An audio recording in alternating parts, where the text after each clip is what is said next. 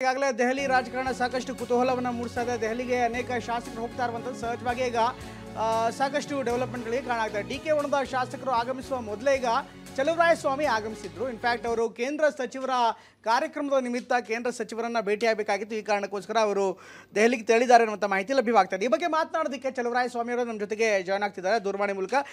ಚಲುವರಾಯಸ್ವಾಮಿ ಅವರು, ಮೊದಲದಾಗಿ ಸಹಜವಾಗಿ ನಿಮ್ಮ ಭೇಟಿ ಸಾಕಷ್ಟು ಕುತೂಹಲವನ್ನು ಮೂಡಿಸ್ತಾ ಇದೆ. ನಿಮ್ಮ ಭೇಟಿಯ ಉದ್ದೇಶ ಕೇವಲ ಕೇಂದ್ರ ಸಚಿವರನ್ನಷ್ಟೇ ಭೇಟಿ ಮಾಡೋದಿತ್ತಾ ಅಥವಾ ಹೈಕಮಾಂಡ್ ನಾಯಕರನ್ನು ಭೇಟಿ ಮಾಡ್ತೀರಾ? ಇಲ್ಲ, ಹೈಕಮಾಂಡ್ ನಾಯಕರು ಭೇಟಿ ಮಾಡೋ ಉದ್ದೇಶ ಏನಿಲ್ಲ. ಕೇಂದ್ರ ಸಚಿವರನ್ನ ಭೇಟಿ ಮಾಡೋ ಅಷ್ಟೇ ಪ್ಲಾನ್ ಆಗಿ ಬಂದಿದ್ದೀನಿ. ನಾಳೆ ಅವ್ರನ್ನ ಭೇಟಿ ಮಾಡಿ ನಾನು ರಿಟರ್ನ್ ಮಧ್ಯಾಹ್ನ ಆಗ್ತೀನಿ. ಇದ್ರ ಜೊತೆ KC ವೇಣುಗೋಪಾಲ್ ಅವರನ್ನು ಕೂಡ ಭೇಟಿ ಆಗ್ತೀರಿ, ಅವಕಾಶ ಕೊಟ್ಟಿರುವಂತ ಮಾಹಿತಿಗಳು ಕೂಡ ಲಭ್ಯವಾಗ್ತಾ ಇದೆ. ಸಹಜವಾಗಿ ಎಸ್ ಎ ಕಾಂಗ್ರೆಸ್ ಮ್ಯಾನ್ ಆಗಿ ನಾನು ಬಂದಾಗ ಖರ್ಗೆ ಅವ್ರನ್ನೋ ವೇಣುಗೋಪಾಲ್ ಸುರ್ಜೇವಾಲ ಯಾರಾದ್ರೂ ಇದ್ರೆ ಭೇಟಿ ಮಾಡೋದು ಸಹಜವಾದ ಪ್ರಕ್ರಿಯೆ. ಸೊ ನಾನು ಮೇ ಬಿ ನಾಳೆ ಸ್ವಲ್ಪ ಆ ಪ್ಲಾನ್ ಇಲ್ಲ. ಕಾರಣ ನಾನು ಅರ್ಜೆಂಟ್ ವಾಪಸ್ಸು ಹೋಗ್ಬೇಕಾಗಿದೆ. ಬೆಳಿಗ್ಗೆ ಅಗ್ರಿಕಲ್ಚರ್ ಮಿನಿಸ್ಟ್ರು ಬೈ 10:30 to 12 ಹೇಳಿದ್ದಾರೆ. ಈಗ ನಾನು ಅಗ್ರಿಕಲ್ಚರ್ ಸೆಕ್ರೆಟರಿಯೇಟ್ಗೆ ಹೋಗಿ ಹೊರಗಡೆ ಬರ್ತಾ ಇದ್ದೀನಿ. ಸ್ವಲ್ಪ ಇಂಪಾರ್ಟೆಂಟ್ ಇಶ್ಯೂ ಇದೆ. ಹಾಗಾಗಿ ಒಂದು ಸ್ವಲ್ಪ ನನಗೆ ಅದು ಅವಕಾಶ ಆಗದೆ ಇರ್ಬೋದು. ನನಗೂ ಟೈಮ್ ಶೆಡ್ಯೂಲ್ ಇದಿದೆ. ಮಧ್ಯಾಹ್ನ ಮೇಲೆ ರಿಟರ್ನ್ ಆಗಬೇಕಾಗಿದೆ. ನನಗೆ ಪರ್ಪಸ್ಸು ಇಲ್ಲದೆ ಇರೋದ್ರಿಂದ ಆ ಥರದ ಚಾನ್ಸಸ್ ಇಲ್ಲ. ನಾಳೆ ಇನ್ಫ್ಯಾಕ್ಟ್ ಭೇಟಿಗೆ ಏನಾದ್ರು ಅವಕಾಶ ಕೇಳಿದಿರ ಸದ್ಯಕ್ಕೆ? ಯಾಕೆಂದ್ರೆ ಈಗ ಶಾಸಕರು ಕೂಡ ಬರ್ತಿದ್ದಾರೆ, ಸಹಜವಾಗಿ ನಿಮ್ಮ ಜಿಲ್ಲೆಯ ಅನೇಕ ಶಾಸಕರು ಬರ್ತಿದ್ದಾರೆ. ಆ ವಿಚಾರ ಗೊತ್ತಿಲ್ಲ. ನನಗೆ ಯಾವ ಶಾಸಕರು ಬರ್ತಾ ಇದ್ದಾರೆ ನಾಳೆ ಟೀಮು ನನಗೆ ಇಲ್ಲಿ ಬಂದ ಮೇಲೆ ನಿಮ್ TV ಮೂಲಕನೇ ಗೊತ್ತಾಯ್ತು. ಅದೇನೋ ಒಂದಷ್ಟು ಗುಬ್ಬಿ ಶ್ರೀನಿವಾಸ ಅದು ಇದು 4-5 ಜನ ಹೆಸರು ಹೇಳಿದ್ರು ರಂಗನಾಥ್ ಅಂತ.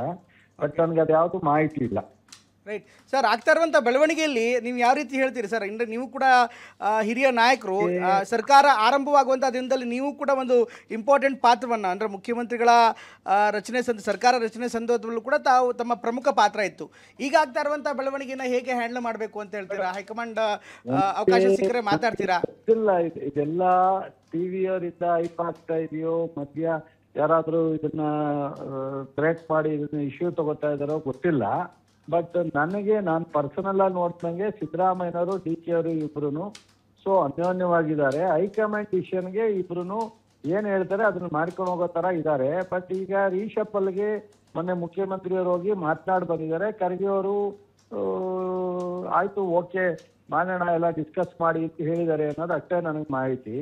ಬಟ್ ಇದನ್ನ ಲೀಡರ್ಶಿಪ್ ಚೇಂಜ್ ಆಗಲಿ ಅಥವಾ ಇದನ್ನ ರೀಶಪ್ಪಲ್ ಆಗಲಿ ಎಲ್ಲವೂ ಸಹ ಹೈಕಮಾಂಡ್ ಮತ್ತು ಮುಖ್ಯಮಂತ್ರಿಗಳು ಪಕ್ಷದ ಮಧ್ಯದಲ್ಲಿ ನಡೀತಕ್ಕಂಥದ್ದು. ಇದರಲ್ಲಿ ಪಕ್ಷ ದೃಷ್ಟಿಯಿಂದ ಒಂದು ಸ್ವಲ್ಪ ಇದೆಲ್ಲ ಇದು ಯಾತಕ್ಕೆ ಬ್ರೇಕ್ ಆಗ್ತಾ ಇದೆ, ಇದು ಯಾರು ಇನ್ವಾಲ್ವ್ಮೆಂಟ್ ನನಗೂ ಅರ್ಥ ಆಯ್ತಾ ಇಲ್ಲ. ಬಟ್ ಇದಕ್ಕೆ ಸ್ವಲ್ಪ ಸಮಾಧಾನವಾಗಿ ಹೋಗೋದು ಒಳ್ಳೆದು. ಎಲ್ಲವೂ ಸಹ ಹೈಕಮಾಂಡ್ ಒಂದು ಹಂತಕ್ಕೆ ಇಂಟರ್ವ್ಯೂನ್ ಆಗ್ಬೇಕಾಗತ್ತೆ. ಆಗಿ ಇದನ್ನೆಲ್ಲ ತಿಳಿ ಮಾಡತಕ್ಕಂಥದ್ದು ಅನಿವಾರ್ಯ. ಚಲುವರಾಯಸ್ವಾಮಿ ಅವರು, ಈಗಾಗಲೇ ಅನೇಕ ಶಾಸಕರೇ, ಶಿವಗಂಗಾ ಬಸವರಾಜ್ ಇರ್ಬೋದು ಅಥವಾ ಇನ್ನಿತರ ಶಾಸಕರೇ ನೇರವಾಗಿ ಹೇಳ್ತಿದ್ದಾರೆ ಹೌದು ಕೊಟ್ಟು ಮಾತಿದೆ ಅಂತ. ಇವತ್ತು DK ಸುರೇಶ್ ಅವರು ಕೂಡ ಮಾತನಾಡಿದ್ದಾರೆ, ಸಿದ್ದರಾಮಯ್ಯನವರು ಕೊಟ್ಟು ಮಾತು ತಪ್ಪಲ್ಲ ಅಂತ. ಈ ಕಾರಣಕ್ಕೋಸ್ಕರ ಈ ಶಾಸಕರ ಭೇಟಿ ಜೊತೆಗೆ ಹೈಕಮಾಂಡಲ್ಲಿ ಆಗ್ತಾ ಇರುವಂಥ ಬೆಳವಣಿಗೆ ಇದೆಲ್ಲವೂ ಕೂಡ ಚರ್ಚೆಗೆ ಇವತ್ತು ಗ್ರಾಸವಾಗ್ತಾ ಇದೆ. ಜೊತೆಗೆ ಇವತ್ತು 2.5 ವರ್ಷ ಏನಾಗುತ್ತೆ ಶಾಸಕರಾಗಲಿ ಅಥವಾ ಸುರೇಶ್ ಅವರಾಗಲಿ ಅಥವಾ ಇನ್ಯಾರೇ ಪಕ್ಷದ ಲೀಡರ್ಗಳಾಗಲಿ ಅವ್ರವ್ರ ವೈಯಕ್ತಿಕವಾದಂಥ ಅಭಿಪ್ರಾಯನ ವ್ಯಕ್ತಪಡಿಸೋದ್ರಲ್ಲಿ ನಾನು ಇವ್ರು ಯಾಕೆ ಹಿಂಗೆ ಪಡಿಸಿದ್ರು ಅವ್ರು ಯಾಕೆ ಪಡಿಸಿದ್ರು ಇದು ಸರಿ ತಪ್ಪು ಅಂತ ವಿಶ್ಲೇಷಣೆ ಮಾಡ್ತಕ್ಕಂಥದ್ದು ನನ್ನ ವ್ಯಾಪ್ತಿ ಅಲ್ಲ. ಅವರವರ ಇದಕ್ಕೆ ತಕ್ಕಂತೆ ಅವ್ರ ಅಭಿಪ್ರಾಯನ ಮಾತಾಡಿರ್ತಾರೆ. ಬಟ್ ನನಗೆ ಒಂದು ಕಾನ್ಫಿಡೆನ್ಸ್ ಇದೆ, ನಮ್ಮಲ್ಲಿ ನಾನು ಕಾಂಗ್ರೆಸ್ಗೆ ಬಂತಾವಿದ್ದನು, ಜೊತೆಗೆ ಈ ಗೌರ್ಮೆಂಟ್ ತರಲಿಕ್ಕೆ ಸಿದ್ದರಾಮಯ್ಯವರು DK ಅವರು ಹೈಕಮಾಂಡ್ ಜೊತೆ ಸಂಪರ್ಕ ಇಟ್ಕೊಂಡು ಮಾಡಿದಂಥ ಫೈಟ್ ಇರ್ಬೋದು, ಆದ್ಮೇಲೆ ಗೌರ್ಮೆಂಟ್ ಅನ್ನ ರನ್ ಮಾಡ್ತಾ ಇರ್ತಕ್ಕಂಥದ್ದು ಇರ್ಬೋದು, ಎಲ್ಲವೂ ಸಹ ಬಿಹೈಂಡ್ ಲಿಮಿಟ್ ಕೋಆರ್ಡಿನೇಷನ್ ಇದೆ. ಸೊ ಅಲ್ಟಿಮೇಟ್ ಇದೆಲ್ಲವೂ ಸಮಾಧಾನವಾಗಿ ಹೋಗುತ್ತೆ, ಒಳ್ಳೇದಾಗುತ್ತೆ. ಇದರಲ್ಲಿ ಯಾವುದೇ ತರದ ಒಂದು ತಾತ್ಕಾಲಿಕವಾದ ಅದು ಕನ್ಫ್ಯೂಷನ್ ಇರ್ಬೋದು, ಎಲ್ಲವೂ ಸುಖಾಂತ ಆಗುತ್ತೆ ಅನ್ನೋ ಕಾನ್ಫಿಡೆನ್ಸ್ ಇದೆ. ಅಲ್ಲ, ಇಷ್ಟೆಲ್ಲ ಡೆವಲಪ್ಮೆಂಟ್ಗಳು ಆಗ್ತಾ ಇರೋದನ್ನು ನೋಡಿದ್ರೆ ಚಲುವರಾಯಸ್ವಾಮಿ ಅವರೇ, ಈ ಡೆವಲಪ್ಮೆಂಟ್ ಸದ್ಯಕ್ಕೆ ನಿಲ್ಲುವಂಥ ಲಕ್ಷಣಗಳು ಕಾಣಿಸ್ತಾ ಇಲ್ಲ. ಹೀಗಾಗಿ ಹೈಕಮಾಂಡ್ ಈಗ ಮಧ್ಯಪ್ರವೇಶ ಮಾಡಬೇಕು ಅಂತ ತಮ್ಗೆ ಅನ್ಸಲ್ವಾ? ಯಾಕಂದ್ರೆ ಪರಿಸ್ಥಿತಿ ಕೈ ಮೀರಿ ಹೋಗೋಕ್ಕಿಂತ ಮೊದಲು ಬಂದು ಮಾತಾಡಿದ್ರೆ ಒಂದು ಹೌದು ಇದು ಹೈಕಮಾಂಡ್ ಸೊ ಇಂಟರ್ವ್ಯೂನ್ ಆಗಿ ಇದನ್ನು ಕ್ಲೋಸ್ ಮಾಡ್ತಕ್ಕಂಥದ್ದು ಒಂದು ಸ್ಪಷ್ಟವಾದಂತ ಹೈಕಮಾಂಡ್ ಇಂದ ಡೈರೆಕ್ಷನ್. ಸೊ ಅವಶ್ಯಕತೆ ಇದೆ ಅಂತ ಅನಿಸುತ್ತೆ. ಬಟ್ ಇದರಲ್ಲಿ ಅಂತ ಒಂದು ಪರಿಸ್ಥಿತಿಗಳು ಸದ್ಯಕ್ಕೆ ಕಂಡು ಬರ್ತಾ ಇಲ್ಲ. ಅಫ್ಕೋರ್ಸ್ ಬೇರೆ ಬೇರೆ ಕಾರಣಗಳಿರ್ಬೋದು ಹೈಕಮಾಂಡ್ಗೂ ಕೂಡ.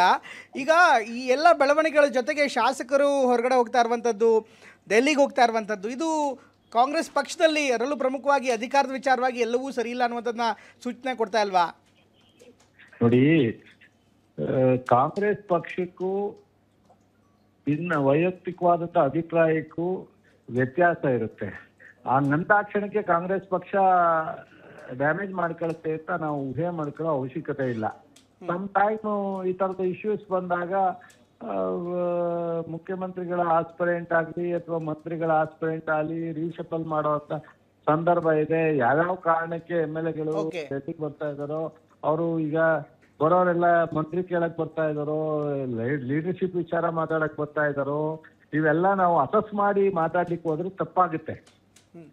ಸೊ ಅದರಿಂದ ಆಮೇಲೆ ಜೊತೆಗೆ ಏನೇ ಆದ್ರೂ ಪೊಲಿಟಿಕಲ್ ಪಾರ್ಟಿ ಅಂದ್ಮೇಲೆ ನೋಡಿದೀರಾ ನೀವು, ಬಿಜೆಪಿ ಡಿಕ್ಟೇಟರ್ಶಿಪ್ ತರ ಮೋದಿಯವರು ನಡ್ಸ್ಕೊಂಡು ಹೋಗ್ತಾ ಇದಾರೆ, ಅಮಿತ್ ಶಾ ಮೋದಿ ಸಾಹೇಬ್ರಿಬ್ರುವೆ. ಸೊ ಅಲ್ಲಿ ಇವತ್ತು ಯತ್ನಾಳ್ದೇನಾಗಿದೆ, ರಮೇಶ್ ಜಾರಕಿಹೊಳಿದೇನಾಗಿದೆ, ಅಥವಾ ಕುಮಾರ್ ಬಂಗಾರಪ್ಪಂದು ಏನಾಗಿದೆ, ಇದಕ್ಕೆ ಕಂಪೇರ್ ಮಾಡಿದಾಗ ನಮ್ಮ ಪಾರ್ಟಿನಲ್ಲಿ ಅಷ್ಟೊಂದು ಮಟ್ಟಿಗೆ ಕೆಟ್ಟ, ಇವತ್ತು ಸರ್ಕಾರ ಇದ್ದಾಗ್ಲೇನೆ ಯಡಿಯೂರಪ್ಪ ಇದ್ದಾಗ, ಬಸವರಾಜ ಬೊಮ್ಮಾಯಿ ಇದ್ದಾಗ ಮಧ್ಯದಲ್ಲಿ ಏನೆಲ್ಲ ನಡೀತು ನಿಮ್ಗೆ ಗೊತ್ತಿದೆ. ಸೊ ನಮ್ಮ ಪಾರ್ಟಿ ಒಂದ್ ಹಂತದವರೆಗೂ ಟೈಟ್ ಆಗಿ ಇಟ್ಟಿದ್ದಾರೆ. ಸಣ್ಣ ಪುಟ್ಟ ಸ್ವತಂತ್ರನು ನಾವು ಅವ್ರಿಗೆ ಕಟ್ ಮಾಡೋದಕ್ಕೆ ಹೋಗದೆ ಇರ್ಬೋದು, ಅಷ್ಟೇ ಬಿಟ್ರೆ ಅಲ್ಟಿಮೇಟ್ ಆ ತರದ್ದು ಏನಿಲ್ಲ.